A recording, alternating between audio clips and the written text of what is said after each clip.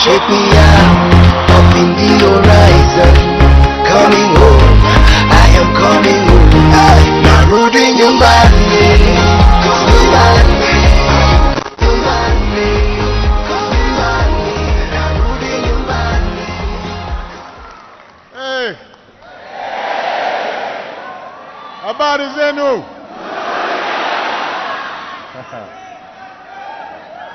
Wa Kenya, umpio. It is great to be back in Kenya. Thank you so much for this extraordinary welcome. I know it took a few years, but as president, I try to keep my promises. And I said I was going to come, and I'm here. So, and everybody, go ahead and have a seat. I'm going to be talking for a while. Relax.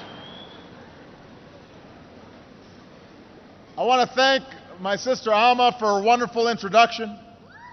I'm so glad that she could be with us here today, and it was, as she said, it was Alma who first guided me through Kenya almost 30 years ago.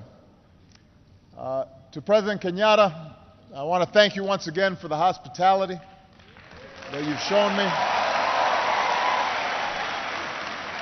for our work together on this visit, and for being here today.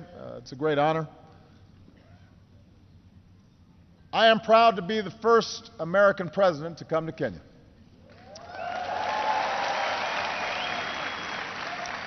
And of course, I'm the first Kenyan American to be president of the United States.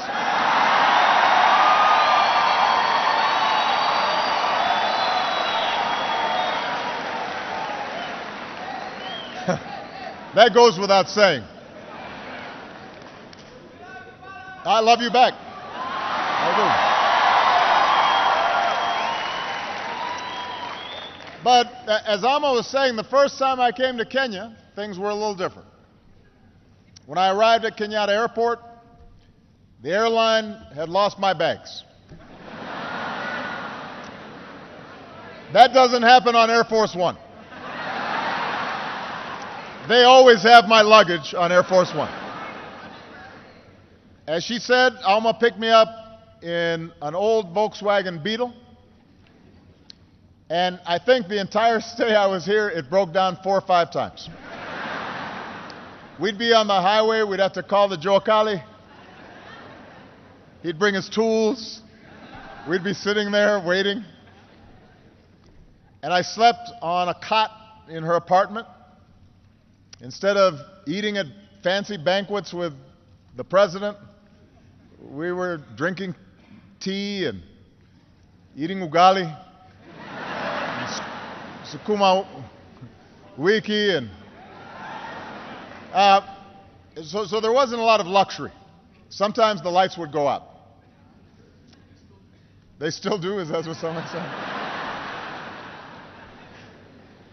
But you know, there was something more important than luxury on that first trip. And that was a sense of being recognized, being seen. I was a young man, and I was just a few years out of university. I'd worked as a community organizer in low-income neighborhoods in Chicago. I was about to go to law school, and when I came here, you know, in many ways I was a Westerner. I was an American, unfamiliar with my father and his birthplace, really disconnected from half of my heritage. And at that airport, as I was trying to find my luggage, there was a woman there who worked for the airlines, and she was helping fill out the forms, and she saw my name, and she looked up and she asked if I was related to my father, who she had known. And that was the first time that my name meant something. Right? And that it was recognized. And over the course of several weeks, I'd meet my brothers, aunts, and uncles. I'd travel to Alego, the village where my family was from. I saw the graves of my father and my grandfather. And I learned things about their lives that I could have never learned through books. And in many ways, their lives offered snapshots of Kenya's history. But they also told us something about the future. My grandfather, for example, he was a cook for the British. And as I went through some of his belongings when I went up country, I found the passbook he had had to carry as a domestic servant. It listed his age and his height, his tribe, listed the number of teeth he had missing. And he was referred to as a boy, even though he was a grown man in that passbook. And he was in the King's African Rifles during the Second World War and was taken to the far reaches of the British Empire, all the way to Burma. And back home, after the war, he was eventually detained for a time because he was linked to a group that opposed British rule. And eventually he was released. He forged a home for himself and his family. He earned the respect of his village, lived a life of dignity, although he had a well-earned reputation for being so strict that everybody was scared of him. And he became estranged from part of his family. So that was his story. And then my father came of age as Kenyans were pursuing independence. And he was proud to be a part of that liberation generation.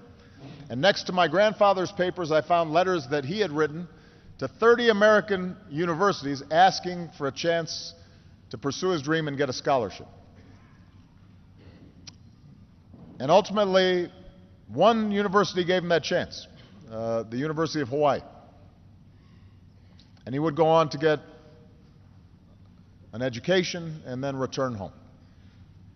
And here, at first, he found success as an economist and worked with the government, but ultimately he found disappointment in part because he couldn't reconcile the ideas that he had for his young country with the hard realities that had confronted him.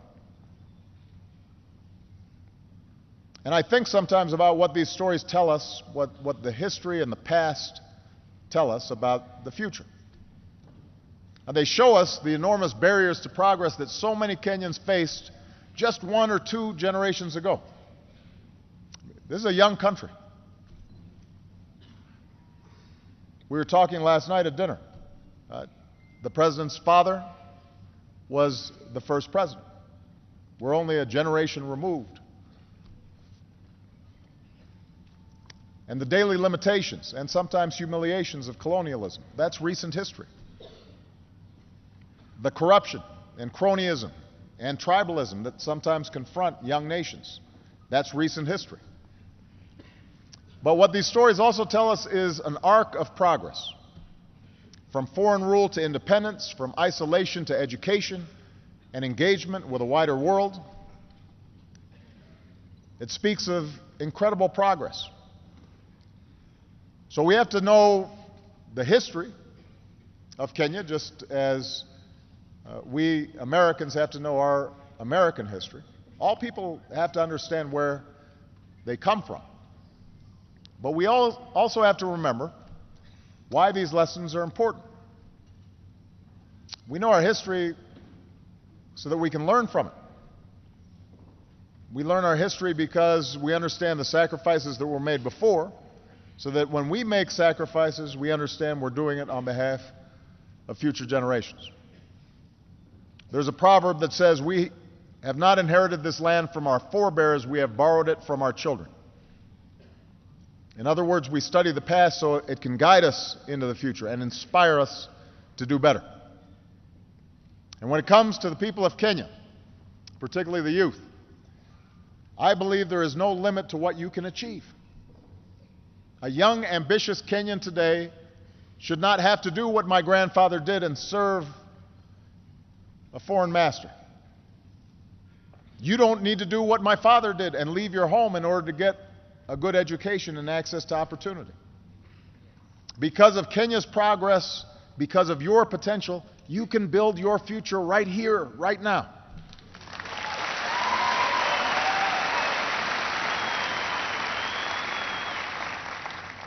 Now, like any country, Kenya is far from perfect, but it has come so far in just my lifetime. After a bitter struggle, Kenyans claimed their independence just a few years after I was born, and after decades of one-party rule, Kenya embraced a multi-party system in the 1990s, just as I was beginning my own political career in the United States. Tragically, just under a decade ago, Kenya was nearly torn apart by violence at the same time that I was running for my first campaign for president. And I remember hearing the reports of thousands of innocent people being killed or driven from their homes. And from a distance, it seemed like the Kenya that I knew, a Kenya that was able to reach beyond ethnic and tribal lines, that it might split apart across those lines of tribe and ethnicity. But look what happened. The people of Kenya chose not to be defined by the hatreds of the past. You chose a better history.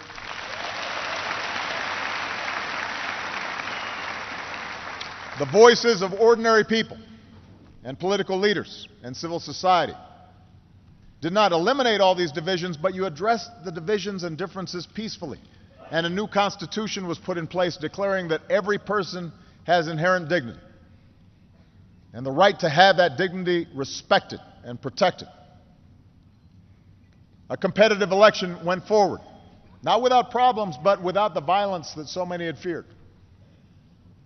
In other words, Kenyans chose to stay together. You chose the path of Harambee. And in part because of this political stability, Kenya's economy is also emerging. And the entrepreneurial spirit that people rely on to survive in the streets of Kibera can now be seen in new businesses across the country, from the city square to the smallest villages. M-Pesa is changing the way people use money. New investment is making Kenya a hub for regional trade. When I came here as a U.S. Senator, I pointed out that South Korea's economy was the same as Kenya's when I was born, and then was 40 times larger than Kenya's. Think about that. Started at the same place. South Korea had gone here and Kenya was here. But today that gap has been cut in half, just in the last decade, which means Kenya is making progress. And meanwhile, Kenya continues to carve out a distinct place in the community of nations as a source of peacekeepers for places torn apart by conflict, a host for refugees driven from their homes, a leader for conservation, following the footprints of Wangari Maathai.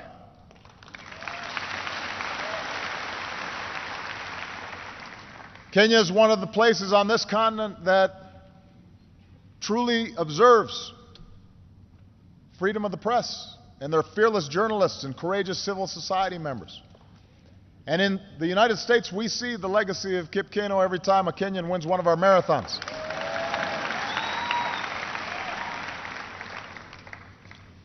And maybe the First Lady of Kenya is going to win one soon.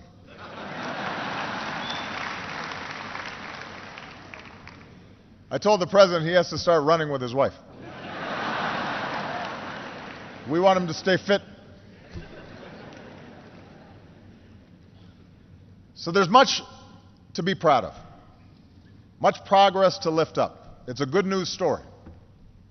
But we also know the progress is not complete. There are still problems that shadow ordinary Kenyans every day. Challenges that can deny you your livelihood and sometimes deny you lives. As in America and so many countries around the globe, economic growth has not always been broadly shared. Sometimes people at the top do very well, but ordinary people still struggle. Today, a young child in Nyanza province is 4 times more likely to die than a child in Central province, even though they are equal in dignity in the eyes of God. That's a gap that has to be closed. A girl in Rift Valley is far less likely to attend secondary school than a girl in Nairobi. That's a gap that has to be closed. Across the country, one study shows corruption costs Kenyans 250,000 jobs every year. Because every shilling that's paid as a bribe could be put into the pocket of somebody who's actually doing an honest day's work.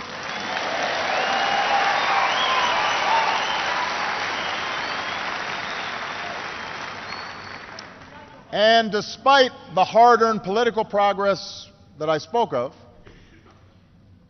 those political gains still have to be protected. New laws and restrictions could close off the space where civil society gives individual citizens a voice and holds leaders accountable. Old tribal divisions and ethnic divisions can still be stirred up. I want to be very clear here. A politics that's based solely on tribe and ethnicity is a politics that's doomed to tear a country apart. It is a failure of imagination. Of course, here in Kenya, we also know the specter of terrorism has touched far too many lives. And we remember the Americans and Kenyans who died side by side in the attack on our embassy in the 90s. We remember the innocent Kenyans who were taken from us at Westgate Mall. We weep for the nearly 150 people slaughtered at Garissa, including so many students who had such a bright future before them. We honor the memory of so many other innocent Kenyans whose lives have been lost in this struggle. So Kenya is at a crossroads, a moment filled with peril, but also enormous promise. And with the rest of my time here today, I'd like to talk about how you can seize the moment, how you can make sure we leave behind a world that's better, a world that we've borrowed from our children. When I first came to Sub-Saharan Africa as president, I made clear my strong belief that the future of Africa is up to Africans.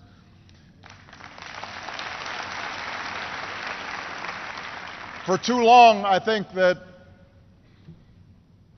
many looked to the outside for salvation and focused on somebody else being at fault for the problems of the continent. And as my sister said, ultimately, we are each responsible for our own destiny. And I'm here as president of a country that sees Kenya as an important partner. I'm here as a friend who wants Kenya to succeed. And the pillars of that success are clear. Strong democratic governance, development that provides opportunity for all people and not just some, a sense of national identity that rejects conflict for a future of peace and reconciliation. And today we can see that future for Kenya on the horizon, but tough choices are going to have to be made in order to arrive at that destination. In the United States, I always say that what makes America exceptional is not the fact that we're perfect. It's the fact that we struggle to improve. We're self-critical. We work to live up to our highest values and ideals, knowing that we're not always going to achieve them perfectly, but we keep on trying to perfect our union. And what's true for America is also true for Kenya. You can't be complacent and accept the world just as it is. You have to imagine what the world might be and then push and work towards that future. Progress requires that you honestly confront the dark corners of our own past. Extend rights and opportunities to more of your citizens. See the differences and diversity of this country as a strength, just as we in America try to see the diversity of our country as a strength and not a weakness. So you can choose the path to progress, but it requires making some important choices. First and foremost, it means continuing down the path of a strong, more inclusive, more accountable, and transparent democracy.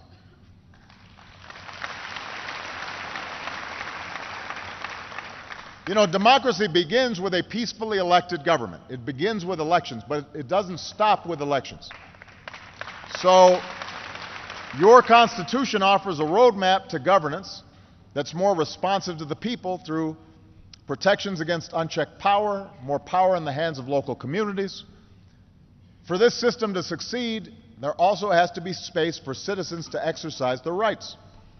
And we saw the strength of Kenya's civil society in the last election when groups collected reports of incitement so that violence could be stopped before it spun out of control. And the ability of citizens to organize and advocate for change, that's the oxygen upon which democracy depends. You know, democracy is sometimes messy, and for leaders, sometimes it's frustrating. Democracy means that somebody's always complaining about something. Nobody is ever happy in a democracy about their government. If you make one person happy, somebody else is unhappy. Then sometimes somebody who you made happy, later on now they're not happy. They say, "What have you done for me lately?" But that's the nature of democracy. That's why it works, is because it's constantly challenging leaders to up their game and to do better. And such civic participation and freedom is also essential for rooting out the cancer of corruption. Now, I want to be clear. Corruption is not unique to Kenya. I mean, I want everybody to understand that there's no country that's completely free of corruption. Certainly, here in the African continent, there are many countries that deal with this problem, and I want to assure you I speak about it wherever I go, not just here in Kenya. So I don't want everybody to get too sensitive. But the fact is, too often, here in Kenya, as is true in other places, corruption is tolerated because that's how things have always been done. People just think that that is sort of the normal state of affairs. And there was a time in the United States where that was true too. My hometown of Chicago was infamous for Al Capone and you know, the mob and organized crime corrupting law enforcement. But what happened was that over time people got fed up, and leaders stood up and they said, "We're not going to play that game anymore." And you changed the culture and you changed habits. Here in Kenya, it's time to change habits and decisively break that cycle, because corruption holds back every aspect of economic and civil life. It's an anchor that weighs you down and prevents you from achieving what you could. If you need to pay a bribe and hire somebody's brother who's not very good and doesn't come to work in order to start a business, well, that's going to create less jobs for everybody. If electricity's going to one neighborhood because they're well connected and not another neighborhood, that's going to limit development of the country as a whole.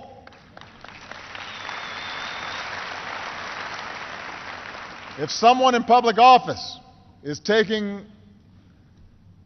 a cut that they don't deserve, that's taking away from those who are paying their fair share. So this is not just about changing one law, although it's important to have laws on the books that are actually being enforced. It's important that not only low-level corruption is punished, but folks at the top, if they are taking from the people, that has to be addressed as well. But it's not something that is just fixed by laws or that any one person can fix. It requires a commitment by the entire nation, leaders and citizens, to change habits and to change culture. Tough laws need to be on the books. And the good news is your government is taking some important steps in the right direction. People who break the law and violate the public trust need to be prosecuted. NGOs have to be allowed to operate. who shine a spotlight on what needs to change. And ordinary people have to stand up and say, enough is enough. It's time for a better future. And as you take these steps, I promise that America will continue to be your partner in supporting investments in strong democratic institutions. Now, we're also going to work with you to pursue the second pillar of progress, and that is development that extends economic opportunity and dignity for all of Kenya's people. You know, America partners with Kenya in areas where you're making enormous progress.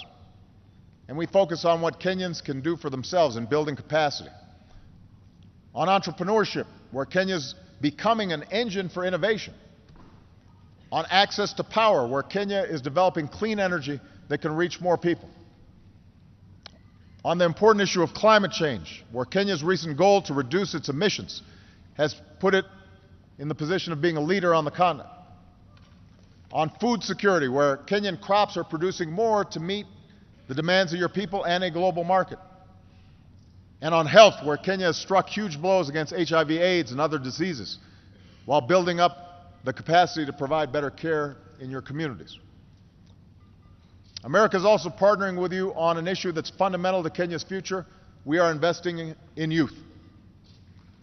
We are investing in the young people of Kenya and the young people of this continent. Robert F. Kennedy once said, "It is a revolutionary world that we live in, and it is the young people who must take the lead." It's the young people who must take the lead. So through our Young African Leaders Initiative, we are empowering and connecting young people. Connecting young people from across the continent who are filled with energy and optimism and idealism and are going to take Africa to new heights. And these young people, they're not weighed down by the old ways. They're creating a new path. And these are the elements for success in this 21st century. To continue down this path of progress, it will be vital for Kenya to recognize that no country can achieve its full potential unless it draws on the talents of all its people, and that must include the half of Kenyans, maybe a little more than half, who are women and girls. Now, I'm going to spend a little time on this just for a second. Every country and every culture has traditions that are unique and help make that country what it is. But just because something is a part of your past doesn't make it right. It doesn't mean that it defines your future. You know, look at us in the United States. Recently, we've been having a debate about the Confederate flag. Some of you may be familiar with this. This was a symbol for those states who fought against the Union to preserve slavery. Now, as a historical artifact, it's important. But some have argued that it's just a symbol of heritage that should fly in public spaces. The fact is, it was a flag that flew over an army that fought to maintain a system of slavery and racial subjugation. So we should understand our history, but we should also recognize that it sends a bad message to those who were liberated from slavery and oppression. And in part because of unspeakable tragedy that took place recently, where a young man who was a fan of the Confederate flag and racial superiority shot helpless people in a church. More and more Americans of all races are realizing now that that flag should come down. Just because something's a tradition doesn't make it right. Well, so around the world, there is a tradition of repressing women and treating them differently and not giving them the same opportunities, and husbands beating their wives, and children not being sent to school. Those are traditions. Treating women and girls as second-class citizens. Those are bad traditions. They need to change. They're holding you back.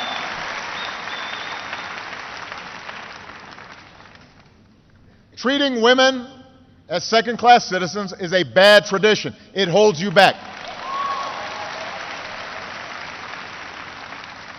There's no excuse for sexual assault or domestic violence. There's no reason that young girls should suffer genital mutilation. There's no place in civilized society for the early or forced marriage of children.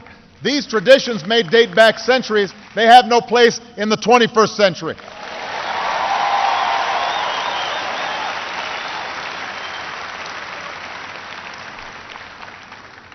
These are issues of right and wrong in any culture. But they're also issues of success and failure. Any nation that fails to educate its girls or employ its women and allowing them to maximize their potential is doomed to fall behind in the global economy. You know, we're in a sports center. Imagine if you have a team and you don't let half of the team play. That's stupid. That makes no sense. And the evidence shows that communities that give their daughters the same opportunities as their sons, they are more peaceful, they are more prosperous, they develop faster, they are more likely to succeed. That's true in America, that's true here in Kenya. It doesn't matter. And that's why one of the most successful development policies you can pursue is giving girls an education and removing the obstacles that stand between them and their dreams. And by the way, if you educate girls, they grow up to be moms, and they, because they're educated, are more likely to produce educated children.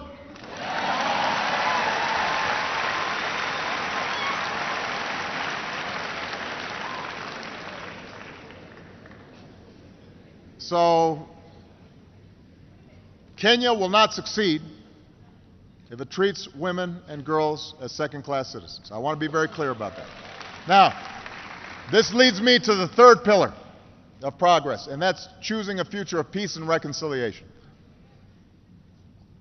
There are real threats out there. President Kenyatta and I spent a lot of time discussing the serious threat from Al-Shabaab that Kenya faces. The United States faces similar threats of terrorism. We are grateful for the sacrifices made by Kenyans on the front lines as part of AMISOM. We're proud of the efforts. We're proud of the efforts that we're making to strengthen Kenya's capabilities through our new security governance initiative. We're going to stand shoulder to shoulder with you in this fight against terrorism for as long as it takes. But, as I mentioned yesterday, it is important to remember that violent extremists want us to turn against one another. That's what terrorists typically try to exploit. They know that they are a small minority. They know that they can't win conventionally. So what they try to do is target societies where they can exploit divisions. That's what happens in Iraq. That's what happens around the world. That's what happened in Northern Ireland. Terrorists who try to sow chaos, they must be met with force, and they must also be met, though, with a forceful commitment to uphold the rule of law and respect for human rights, and to treat everybody who's peaceful and law-abiding fairly and equally. Extremists who prey on distrust must be defeated by communities who stand together and stand for something different. And the most important example here is that the United States and Kenya both have Muslim minorities, but those minorities make enormous contributions to our countries. These are our brothers, they are our sisters, and so in both our countries, we have to reject calls that allow us to be divided. This is true for any diverse society. And Kenya is rich with diversity, with many dozens of tribes and ethnicities and languages and religious groups. And time and again, just as we've seen the dangers of religious or ethnic violence, we've seen that Kenya is stronger when Kenyans stand united with a sense of national identity. You know, that was the case on December 12, 1963, when cities and villages across this country celebrated the birth of a nation. It was true in 2010, when Kenya replaced the anarchy of ethnic violence with the order of a new constitution. So we can all appreciate our own identities, our bloodlines, our beliefs, our backgrounds. That tapestry is what makes us who we are. But the history of Africa, which is both the cradle of human progress and a crucible of conflict, shows us that when we define ourselves narrowly, in opposition to somebody just because they're of a different tribe or race or religion, and we ignore who's a good person or a bad person, are they working hard or not, are they honest or not, are they peaceful or violent, when we start making distinctions solely based on status and not what people do, then we're taking a wrong path, and we inevitably suffer in the end. This is why Martin Luther King called on people to be judged not by the color of their skin, but the content of their character. And in the same way, people should not be judged by their last name or their religious faith, but by their content of their character and how they behave. Are they good citizens? Are they good people? In the United States, we embrace the motto, e pluribus unum. In Latin, that means out of many, one. In Kenya, Harambee, we are in this together. Whatever the challenge, you will be stronger if you face it not as Christians or Muslims, Maasai, Kikuyu, Luo, any other tribe, but as Kenyans. And ultimately, that unity is the source of strength that will empower you to seize this moment of promise. That's what will help you root out corruption. That's what will strengthen democratic institutions. That's what will help you combat inequality. That's what will help you extend opportunity and educate youth and face down threats and embrace reconciliation.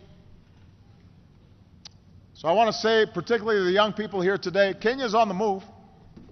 Africa is on the move. You are poised to play a bigger role in this world as the shadows of the past are replaced by the light that you offer an increasingly interconnected world.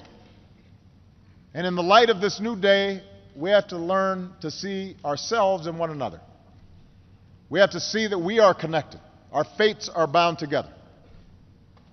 Because in the end, we're all part of one tribe, the human tribe. And no matter who we are or where we come from or what we look like or who we love or what God we worship, we're connected. Our fates are bound up with one another. Kenya holds within it all that diversity, and with diversity sometimes comes difficulty. But I look to Kenya's future filled with hope. And I'm hopeful because of you, the people of Kenya, especially the young people. There are some amazing examples of what's going on right now with young people. I'm hopeful because of a young man named Richard Ruto Torosia. Richard helped build Yes, Youth Can. I like the phrase, yes, Youth Can.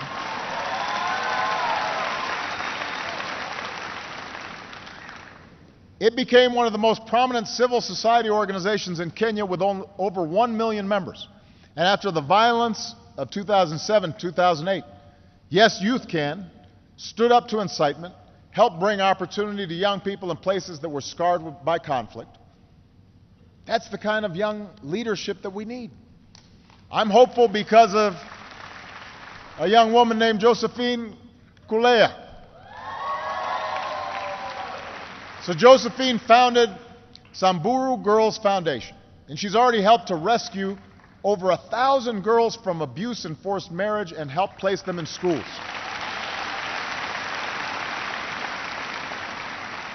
A member of the Samburu tribe herself, she's personally planned rescue missions to help girls as young as 6 years old.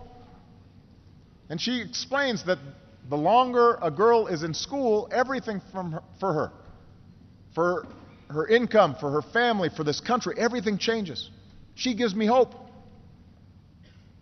I'm hopeful because of a young woman named Jamila Abbas. So Jamila founded M-Farm, which is a mobile platform that is already used by over 14,000 people across Kenya. M-Farm makes it easy for farmers to get information that lets them match their crops with what the market demands. And studies show that it can help farmers double their sales. So here's what Jamila said. I love Kenya because you feel you are home anywhere you go.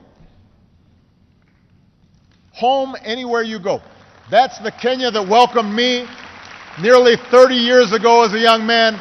You helped make me feel at home, and standing here today as President of the United States, when I think about those young people and all the young people in attendance here, you still make me feel at home. And I'm confident that your future is going to be written across this country and across this continent by young people like you. Young men and women who don't have to struggle under a colonial power, who don't have to look overseas to realize your dreams. Yes, you can realize your dreams right here, right now. We have not inherited this land from our forebears. We have borrowed it from our children. So now's the time for us to do the hard work of living up to that inheritance, of building a Kenya where the inherent dignity of every person is respected and protected, and there's no limit to what a child can achieve. I am here to tell you that the United States of America will be a partner for you every step of the way. God bless you. Thank you. Asante sana.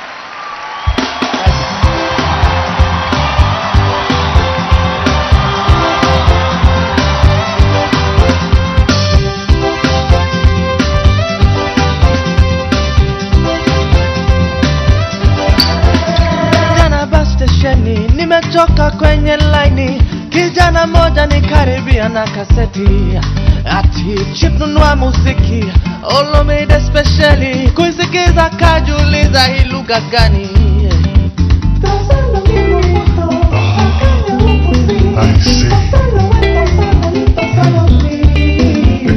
Siku iliyofuata kamtafuta mwenye kaseti kumuuliza tafadhali jibu swali. Bolingo nangai, umaanisha vipi ukiulizwa utasema nini?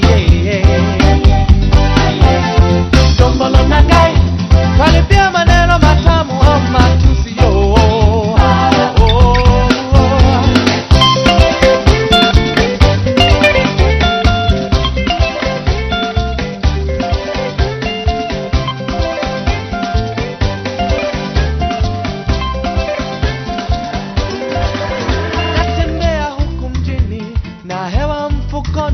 Napanda 23 ya Kangeni, jera vaongeza sauti kama sisi ni viziwi.